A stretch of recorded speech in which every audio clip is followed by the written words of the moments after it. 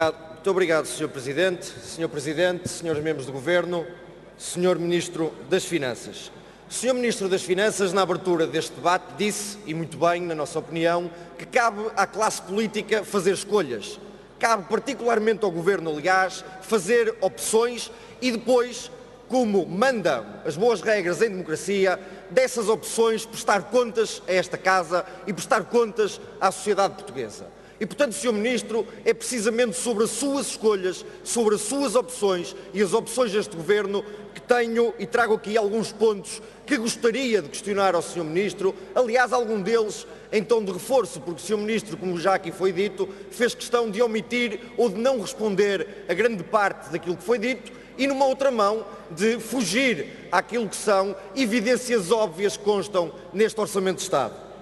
Sr. Ministro, portanto, começo por lhe dizer o óbvio e que todo o país sabe. Todo o país sabe que a dívida pública voltou a aumentar para mínimos e para valores recorde, como nunca foram vistos, e que há 7 meses consecutivos a dívida pública aumenta e que no espaço de um ano aumentou qualquer coisa como mais ou menos 12 mil milhões de euros, Sr. Ministro. E eu pergunto-lhe, Sr. Ministro, é esta a herança que o Sr. Ministro quer deixar ao futuro e às novas gerações de Portugal, Sr. Ministro das Finanças? Segunda questão, o seu cenário de governação, o cenário de governação do Partido Socialista, como de resto aqui já foi dito, apontava para que em 2016 houvesse um robusto crescimento da economia na casa dos 2,4%.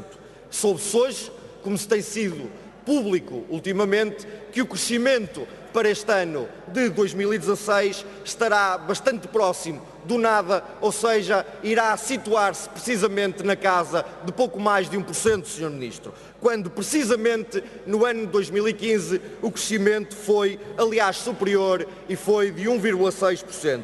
É caso para dizer, Sr. Ministro das Finanças, que consigo a dívida cresce mais e Portugal, infelizmente, cresce menos.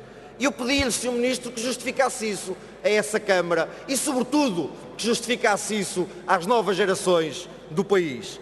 Consigo, Sr. Ministro das Finanças, apesar de o Sr. Ministro negar e voltar a negar e tentar dizer o seu contrário, à espera que uma inverdade se torne numa verdade absoluta, a carga fiscal, Sr. Ministro, não diminui. Olhe, a sobretaxa não desaparece, os combustíveis aumentam, o IMI aumenta, o imposto sobre veículos aumenta, o IRS não baixa, o IRC não baixa e pasme-se o país quando confrontado com uma coisa que era impensável, senhoras e senhores deputados. O Sr. Ministro, até um imposto em sede de IMI, queria sobre o sol e sobre as vistas. Olhe, espero não viver o suficiente, Sr. Ministro, para que um dia, quando tiver a rasquinha, com alguma falta de receita para cumprir determinados acordos, não vá o Sr. Ministro, um dia destes, criar também um imposto ou uma taxa sobre o ar que todos nós respiramos. Espero bem que não chegue o dia em que isso aconteça, Sr. Ministro das Finanças. E, portanto, Sr. Ministro, justifique ao Parlamento a devolução artificial de rendimentos que este orçamento protagoniza, em que, por um lado, espera e diz que devolve rendimentos, mas por outro transforma-os em austeridade permanente através de impostos indiretos.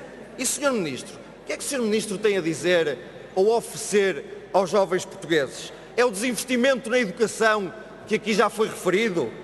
É o corte no incentivo à contratação jovem, Sr. Ministro? Ou são os conflitos constantes que o Governo vive na área da juventude na vossa governação?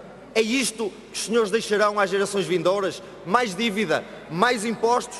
Ó, Sr. Ministro, onde estão agora as vossas declarações de amor constantes à escola pública? Sr. Ministro, este orçamento é mau e este Governo é um Governo que se revela incapaz de atrair investimento. É um Governo que só sabe tributar e taxar.